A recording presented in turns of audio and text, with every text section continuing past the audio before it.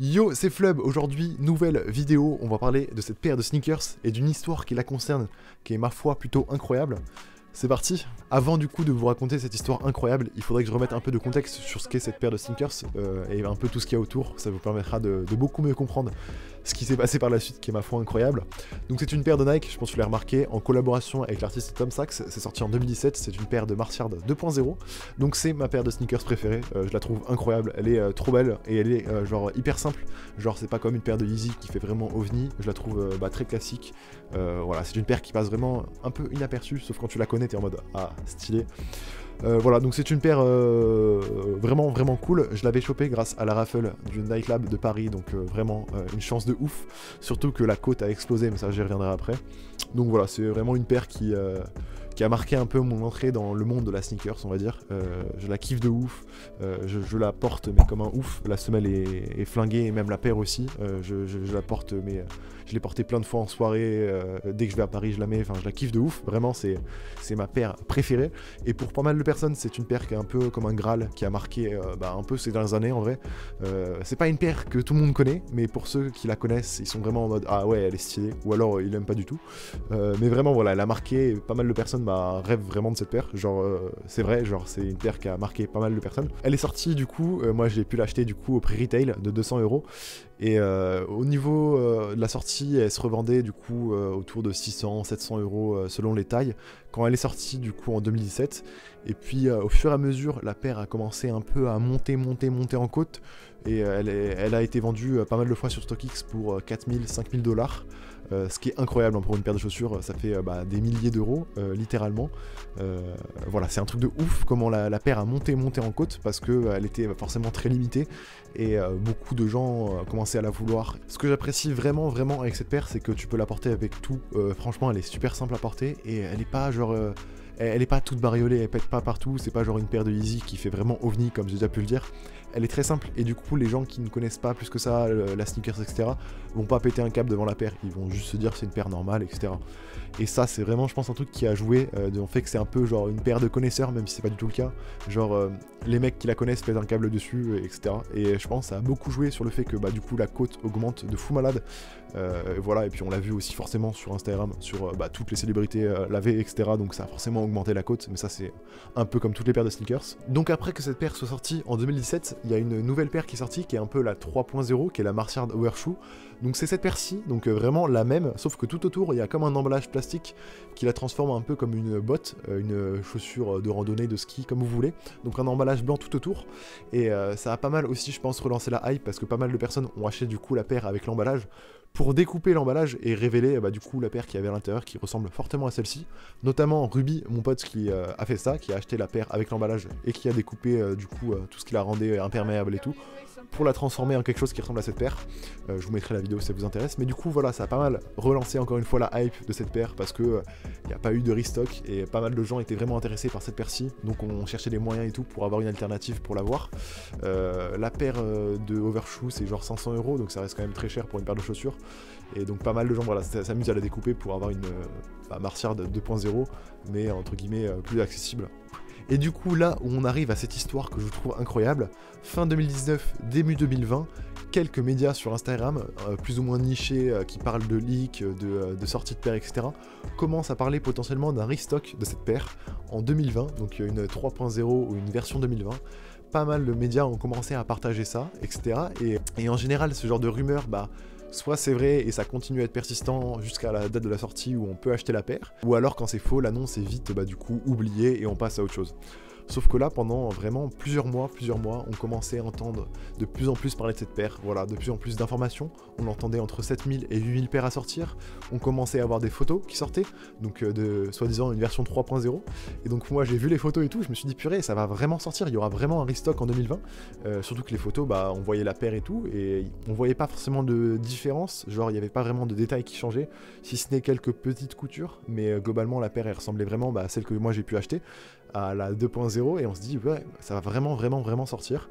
Et vraiment quand tout a commencé à s'accélérer, c'est quand des resellers plus ou moins connus ont commencé à vendre des paires, ou en tout cas mettre des annonces comme quoi ils avaient les paires en early, donc avant la sortie, et ils les mettaient en vente. Et genre je crois les prix c'était entre 1500 € et 2000 € pour la paire. Donc cette paire là, ou en tout cas ce qui en ressemblait, sans boîte. Donc ça c'est un élément qu'il faudra bien noter. Donc des paires en early sans boîte. Je crois qu'il y avait quand même la deuxième semelle, parce que cette paire là, elle a une semelle classique je sais pas, en tissu et une autre en liège. Donc on recevait vraiment la même paire qu'en 2017, ce qui laissait vraiment dire que voilà, on allait avoir un restock dans quelques mois, ça allait être sérieux, etc.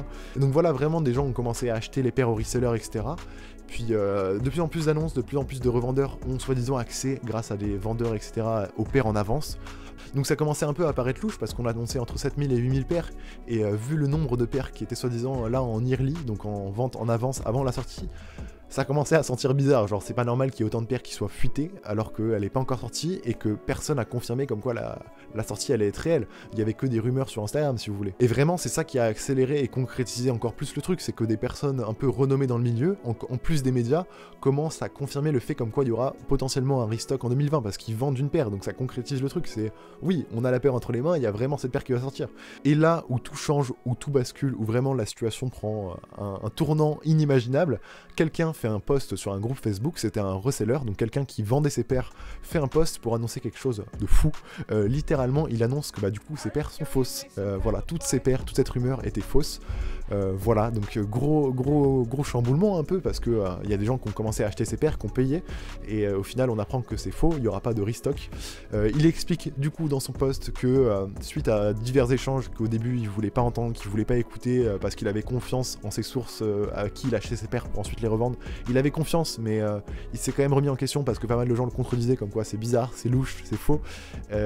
Au final, il s'est remis en question, il a analysé les paires avec des gens qui avaient du coup la version que j'ai entre les mains, la 2017, mais du coup en DS, en état parfait, ce qui permet vraiment de comparer les détails, parce que moi ma paire elle est flinguée, genre on peut pas vraiment comparer ça à une nouvelle paire, genre il y a trop de détails qui changent, puis elle est portée quoi.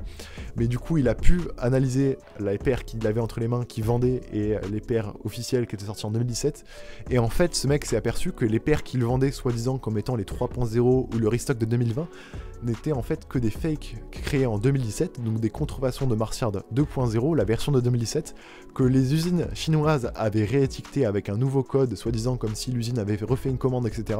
Donc en gros comme si c'était une nouvelle version.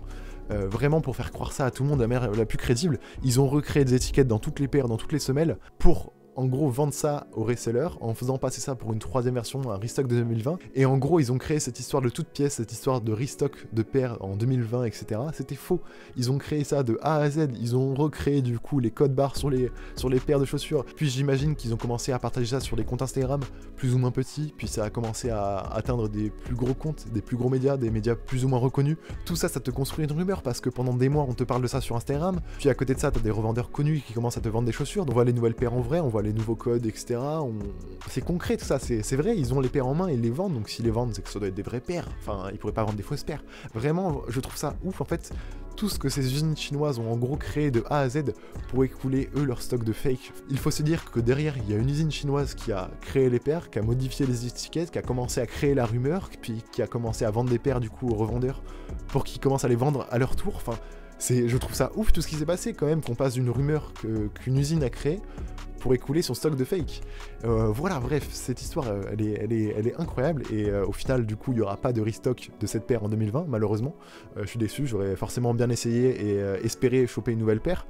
Voilà, en tout cas, je sais pas, qu'est-ce qu'on peut retenir de cette histoire? Peut-être ne jamais faire confiance à qui que ce soit, même si ce sont des revendeurs plus ou moins connus. Toujours faire attention aussi quand des gens revendent au resell avant que ça sorte des paires sans boîte, c'est un peu louche, parce qu'en général, du coup, quand tu commandes des contrefaçons, soit les boîtes elles sont défoncées, soit il y en a pas. Voilà, donc c'est des petits détails, je pense, comme ça qu'il faut faire attention, méfiez-vous. Et voilà, même si la rumeur est persistante, même si on entend en parler pendant des mois, etc., c'est jamais trop beau pour être vrai, il y a toujours quelque chose qui se cache derrière, et en l'occurrence, là, ce qui se cachait derrière, c'était l'usine chinoise qui avait tout fait de A à Z pour vendre ses paires. Enfin voilà, je trouve cette histoire incroyable, j'essaierai de vous retrouver le post Facebook qui explique un peu tout, avec les photos, etc.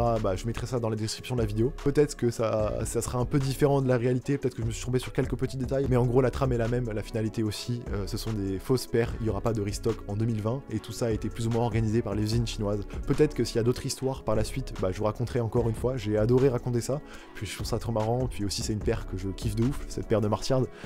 Voilà, c'est une paire qui me fait kiffer, et puis s'il y a des histoires autour, bah, c'est trop cool de pouvoir les raconter. Voilà, n'hésite pas à me dire ce que tu as pensé de la vidéo dans les commentaires, potentiellement me mettre un pouce bleu si tu l'as aimé, et si tu viens de me découvrir avec cette vidéo, bah, n'hésite pas aussi à t'abonner à ma chaîne. Je parle souvent de sneakers, de streetwear, etc. J'ai une marque de vêtements, donc je parle de tout ça sur ma chaîne YouTube. N'hésite pas à t'abonner, je sors des vidéos tous les dimanches, et puis voilà. Du coup, nous on se retrouve dimanche prochain pour une nouvelle vidéo. A plus!